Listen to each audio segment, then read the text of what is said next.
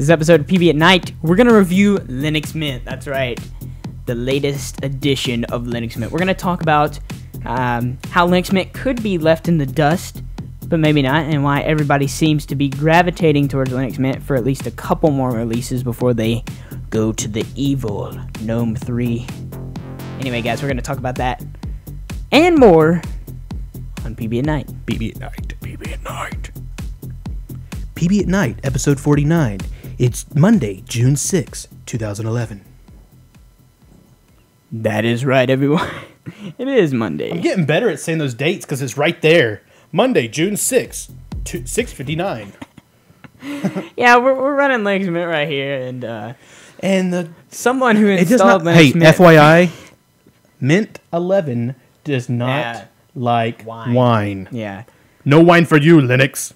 That is unfortunate, and too bad we can't capture two, like... It's not 13%, right, Carlo? That's the reason.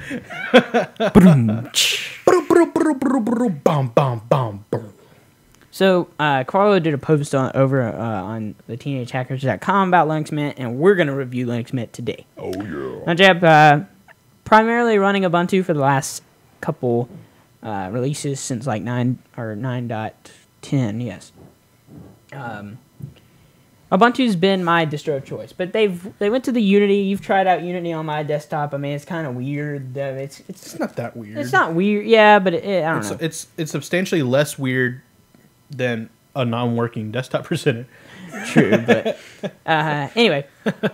So we've installed Linux Mint here. Linux Mint is like the only remaining distro. Oops, sorry. Linux Mint is the only remaining distro that's running the last version of GNOME, or GNOME, however you say that. So they've updated GNOME to version 3 now, and it's got another... It runs essentially like full screen applications. It's weird. It's got like... Essentially, you don't minimize anything. You just open a new You just open a new workspace whenever you want to run a new program. There are hacks and things, not really hacks, but things you can run to get it to enable it to be able to have like minimize buttons. But there's no like minimize. There's no maximize button or no close button. There's a close button, but there's no. It's just always full screen. There's no like side by sides. Yeah, that's it. It's well. They don't really want you. You can have multiple windows in one. It's weird. Like, it's so weird. Anyway, let's head on over here. Linux Mint 11, and we're on the wrong desktop. You always press. I swear, I wasn't able to. I have 15 mouses over here. Oh my gosh, this blinking. Is ridiculous. Yeah. What are we doing? 4. Sorry. I wasn't paying attention at all. This is Linux Mint's blog, and the reason we're covering this is because Linux Mint is awesome, and it's the only one that's... Linux and Mint. Well, it's the only one that's on the last version of GNOME, and that's what a lot of people want. So, the new features at a glance. This is Linux Mint 11. I think it's... How would you say that? What? How would you say that? Cat. I've heard it. Katya. Kata. Catcha. Anyway. Catcha. I'm going to catch you. Catch you. Yeah. Let's just say catch you. Catch you. All right. Ketchup. Linux 11 ketchup. So there's the new interface. They implemented their new like theme last release in Linux Mint 10, so they've still kept their theme with a little bit of UI improvements. So essentially, they have what I like to say, or what a lot of people like to say, is they have all the good improvements that came with Ubuntu 11.04 without Unity and without the bad improvements, essentially. So, I've got one-click install for multimedia codecs and extra applications, and Linux Mint was birthed out of, we're going to install Flash, we're going to install MP3 codecs and stuff. Essentially, you're going to have a working, out-of-the-box Linux distro having to do nothing to it. You're going to be able to do whatever you want. Ubuntu has come a long way in the past couple years. Like now, it's really easy. I mean, click. live install, and all that kind of stuff. Saved a hard drive, you're done. But that's why Linux Mint was first essentially birthed, but now kind of gravitated towards its own OS, just built on Ubuntu, sort of. Yeah, and we have found out that like freaks out sometimes with some like maximize windows and stuff like that, not displaying things and refreshing the window. I don't know if that's the program that I mean, it did it on Firefox and Xchat. I don't think that's a coincidence of the programs. I have had issues as well. Ran it in a virtual machine on my desktop. I did have some issues like that, but I'm sure patches will come. But that is one bad issue that we've had. I got 10 on my netbook, which I don't have to use no more because we have this here. Yeah, you seem to like it though. 10, pretty. 10 yeah, I mean, especially since they got my touchpad working now. Jacob, now I'll go to 11 and they'll stop working. I'm like, oh no! I don't like the fact either that when you go from 10 to 11, you got to completely reinstall. No. That's one of the things that came with Linux Mint is it's not a rolling release. Ubuntu. Why would they do that to themselves? I don't know. Carlo did mention that every time he usually does a fresh install on any Linux installation he does, but you do break some repositories in the process. But and you go through all that trouble of adding all those, and then you got to add them again. Yeah, I'm like, at least what they should do is at least make like a XML file or something that saves up all that stuff, and then you just stick that up on your like something or USB drive and just bring it back over again when you're done. And you just settings or something, like you're talking more about settings, not applications. But but like all your repositories and stuff that you add, then you're like, oh crap, now I got to go find all those. I don't even know where those are at. Yeah, like Yeah. Now this is classic of Linux software in general and OSs, but if you're not a Linux guy, you're probably gonna be like, yeah, Ubuntu Tweak is good for that, which is a desktop application you run. But I mean, just look at some of these new features here. We've got for the software manager UI improvements, a new splash screen, fonts category. You can now download fonts, more accurate package information, more icons by default, accurate search by default. You've got the update manager, which is something that people love in Linux Mint compared to Ubuntu. What it does is it puts Windows does this in a way.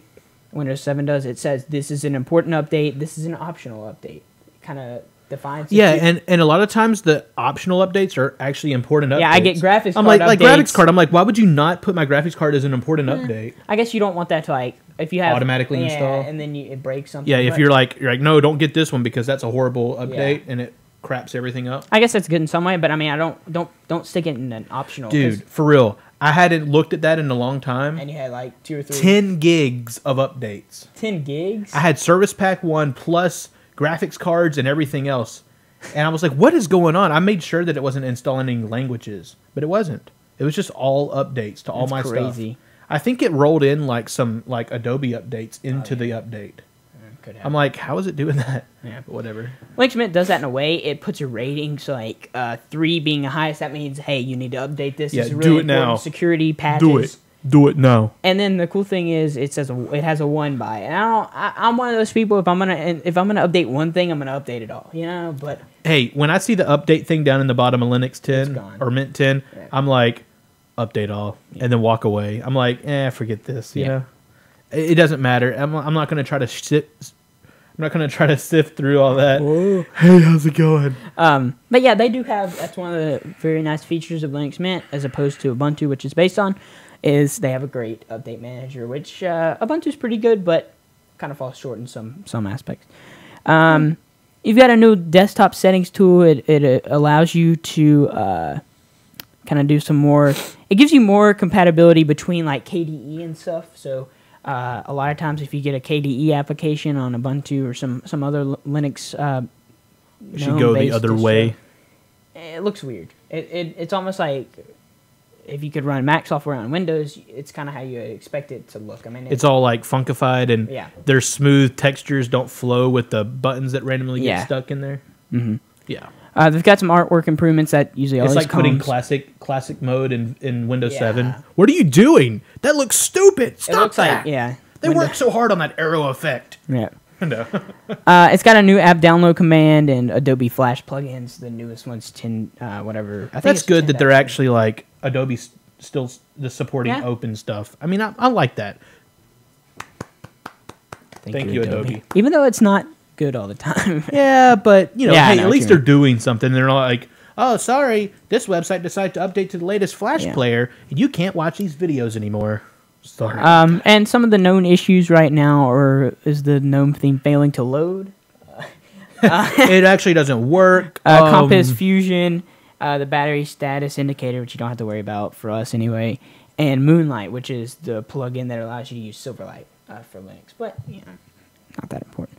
I really like Linux Mint's live install. I always use live installs. I was going to get like a 13-inch like ultra portable laptop. I've changed my mind now because it's pretty easy to make a live USB if you have Linux already installed. But you can get some by the way, you can get some of those little micro USBs, like like the nano receivers for your mouses. It's just like the USB. It's just a USB plug. You stick those bad boys in there, like 2, 4, 8 gigs. Yeah. And I mean, you're good to go. Yeah. And I mean, I think that works out pretty well. Like I did that with a micro SD card reader, and I put Linux 10 on that. That's how I installed it on my netbook because my netbook doesn't have a CD-ROM. Yeah, see, and I want a CD-ROM just because I load a bunch of different. Yeah, I guess it's easier. But then, like, most of my stuff's all on my computer and it's shared on the network. So all I gotta do is just get on the network and I can get it all. Yeah. Because I do have gigabit at the house now. Just FYI. Yes. With NAS. NAS. Oh, yeah. But anyway, pretty cool. Some other updates. But I think Linux Mint 11 is always... so many people have bashed Ubuntu in the... You're getting so messed up with all I'm these... so confused. I'm grabbing... Wired mouse goes here. Wireless there. Yeah. Okay. Essentially, a lot of people have bashed Ubuntu because it seems like an incomplete release. Not really, but Unity is too young to call it like a good release. Like 10.10, the last release, was like amazing. Just such a great release. I mean, it's so stable and everything. Linux Mint 11 kind of feels that way, and I have a feeling they're going to migrate to GNOME 3, so get at it while you can. And Carlo is saying that Flash, I think he thinks, is on 10.3.3. I was waiting to say that. I was waiting to the end of my comment. The thing I like, Linux can always make a slower PC like run faster than a lot of... Yeah, it's not as process intensive. Yeah. Plus, it doesn't have to run like a bunch of services. Yeah. So like, Windows has like a service for everything, and Linux is sort of like, whatever. Yeah. I mean, all you got to have is 5 gigs of disk space, which I think like everybody would have. Well, see, I think the plus side of Linux is that the reason why it makes things run faster is because it has a swap. It has the swap partitions and stuff. Mm-hmm. I think that's what makes it run quicker. I mean, technically, Windows kind of has that with the page file, but it's like this is devoted hard drive space that is for this, Yeah. So I think that's why they get to do stuff better. So. Now, we have discovered a couple of issues, like Jep said. Wine, we use a program that interfaces with Telestream's Wirecast called Desktop Presenter. It is a Windows application, and it usually runs great. Every time you see Carlo on our shows, he's been running under Ubuntu. They don't have a Linux Desktop Presenter yet? No. That's a Windows application. They have a Mac Desktop Presenter. Yeah. But they don't have a... I know. It'd be so easy to port the Mac over to Linux, though. Yeah. You really would. I know. If they just give you it. We'll hack them. Go talk to Carl S. or whatever that's in there all the time. Corey? Is it Corey S? I think the forum guy? Yeah, and he's like, hey, how's it going? Yeah. Anyway, pretty cool that, they got 32-bit, 64-bit, whatever. So, yeah, let's go over to DistroWatch. This is great. And really, DistroWatch is like the main distro release place. And if you look right here, this is the distribution, Craig S. Sorry. Yeah, Craig S. Sorry. Last 6 months, the page hit rankings. This kind of shows how many, what's so popular. Ubuntu #1, Mint #2, Fedora #3, Debian #4, and OpenSUSE #5, close 6th, Arch. 3 connections. So, if you look at this, Mint it's got a lot of market share. So we'll go over here and see what they're saying. It's got the Mint menu. Now, Jep, the Mint menu kind of reminds me a little bit of something I would call, say Windows, sort of. The Mint menu looks a lot like, it has like some of the... Yeah, it's like the little what they call it, the power menu or what? Not power menu or whatever it is, super menu or Windows. Anyway. Why is that not showing? Mint menu is pretty cool. I prefer the original, the the no menu. Yeah, we are having some issue. I think this is like Look at it. It's like it won't even show you it. yeah. I don't know what it's doing. Firefox and XChat are having like really bad issues. Man, it won't like refresh a screen when you. Yeah, I don't know. It's weird. Maybe it's something you have on here. Could be. Anyway, because you're fully overall, updated. I think Linux Mint is a pretty good. I like the fact that they include all the codecs because I spend a lot of time, not too much, but I do spend some time when I'm on Ubuntu or any other distro installing all the codecs I like. Like if I'm gonna edit on it, you got to have like all the QuickTime formats, all that stuff built in. You got to get everything on there. Overall, I think Linux Mint is a stable OS. It's good if you want to scale back. I know Carlo loves Mint. I'm a pretty big fan of Mint as well. I would encourage you guys. I know a lot of people that watch our shows aren't too big on Linux. I know Carlo's pretty big. I know Jacob has it on his netbook. Great way. I know a lot of people have netbooks and like old laptops sitting around. If you want to fool around with Linux, I know Eric did this. Just throw it on a netbook that you got or something. Yeah. And Linux Mint is a great distro. I mean, so many applications. I mean, you know, you got Chrome, you got Firefox, you got XChat. I mean, there's so many applications that you wouldn't. I mean, you don't really think, hey, is there a Linux application for this? And there is. And if there's not a Linux application like Microsoft Word, they don't have a Linux port, obviously. There's great, you know, you can use Google Docs, you could use LibreOffice. It's just great. You know, I mean, it's a fun experience to get away from Windows and, you know, just learn a new operating system. Sometimes that's fun. It could be frustrating at times, but I think it's pretty awesome. I think I'm going to give Linux Mint, like I said, I don't have an actual test. This is, I ran it on a virtual machine and on this computer, which is not an adequate test. When I get my laptop, probably next week, we will be reviewing Linux distros on my laptop. That means, you know, we'll have Core i3 processor and everything, so it's going to be a lot better. It might work a little. Yeah, a little bit. I'm just saying. Anyhow, I'm going to give it a 4 out of 5 because I know how Linux Mint is, and I think it could be better than what we're getting right now. But anyway, cool thing about Linux Mint, it's got so many good applications. And one more thing, Jeff, before you do anything else. Go to the Mint menu real quick. Type in Chromium or something. Oh, gosh. No, it won't. Sure. No, I'm just saying. Oh, well, type in GTK dash record my desktop. Dash record. See, there you go, right here. When you start typing in things, you can install packages right there. Yeah. That's pretty cool. I like that. That was in 10.2, but I like that about Linux Mint. And the only gripe I have about Linux Mint is why don't you... I don't know if Canonical will let you or not, and the guys over at Jupiter Broadcasting were talking about this yesterday. I agree totally 100% with them. One of the best things about Ubuntu is their software center. I mean, you've got this cool place. They've opened it up for developers now to kind of get in there and make their own pages and stuff. Why don't you have one of the best features in Ubuntu? You're based on Ubuntu. Why don't you have that in your release?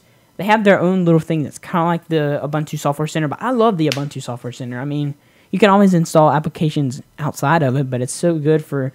I just like going in there, seeing the top rated, seeing what people are commenting on, whatever. I mean, it's just a good way to get in there. Now, I don't know. I guess they've never had it. They maybe never will have it, so I guess I don't expect it that much. But I wish they would have that because Ubuntu Software Center, one of the best features. One of the best features ever in Ubuntu. Oh, yeah. Yeah. Anyway, guys, that pretty much does it for our Linux Mint episode, our review. Once again, 4 out of 5. If you're watching this on YouTube, make sure to comment, rate. Only give us 4 out of 5 stars. That's what he said. I think I just said rape. And they don't even have stars anymore, do they? They have the tags. Yeah. Did you see that? Where they had the tags now? LOL or whatever. You can LOL or WTF or Epic or Fell. Yeah, see Carlo right there. He's saying that's one of his biggest gripes about Linux Mint too, is they don't have the software center. Yeah. Like, it feels like, one more thing, like on Linux, a lot of times on Linux we get one person working on a viable alternative to something that already works. Like, somebody will try to develop a new word processor. And I know this happens on all desktop computers and even on, like, iOS and stuff, but, you know, in some respects, I kind of wish that they would just be like, hey, we don't really need to develop our own thing, let's just go with Ubuntu, and especially since they're based on Ubuntu. Anyway, guys, that pretty much does it for this episode of PB at Night. You can follow Jacob on Twitter, twitter.com/freakinhuge, FreakinHuge. And you can also check out his blog, jacobroberts.me. You can follow me on Twitter, twitter.com/NickJones. And NickJones.me is my blog. You can check out pbcasttv on Twitter, twitter.com/pbcasttv. All of our show releases. Please like us on Facebook. We got to get those 25 likes because we need facebook.com/pbcast. We don't have 25 likes on Facebook? We have 10. What kind of... Because we don't promote it that much. Oh, yeah, right. And I'm sure that if I went on there and said, hey, like this page on my chat, I could probably get like 100 people to like it right now. But why don't you? I might do that. Be like, hey, this Please, we really, really need this. If you could just go ahead and do that, that'd be great. Which I know Smoothie... But I'm not going to promote it. I don't even think Smoothie has a Facebook account. And please share our stuff if you like it. That's one of the fastest ways for us to grow, and we would love to grow. I mean, it was so fun having a bunch of different people in the chat room tonight, especially for our Gadget Gurus episode. Yerp. I mean, it makes the show so much better. I mean, Gadget Gurus was a great episode. Once again, this episode, we do it on Monday nights of PB at Night, posted on the same night, 9 p.m. We go live at 7 Eastern, or Central Time, sorry. Smoothie, that's fine. You don't have to. Anyway, and then Gadget Gurus released on Tuesday morning. Check out all of our other broadcasts. Once again, Jay's sitting here ready to play the outro music. So, Fab Lab, great episode. We got episode 5 coming up. What's our project this week? It's supposed to be the leather keychain fob things, but they're not here yet. So hopefully we'll have those for the show. Hopefully we will. The blog pluggy won't go up. And we may have a little something for the so make sure to tune in on Thursday. Yeah, tune in. I think we'll also open up what we're going to do to our YouTube community in our... yeah. We'll delay it a little bit. We'll do a little something. Anyway. But definitely check us out live because that's where the Uber stuff's going to happen. Uber. Hey, guys. We will catch you on...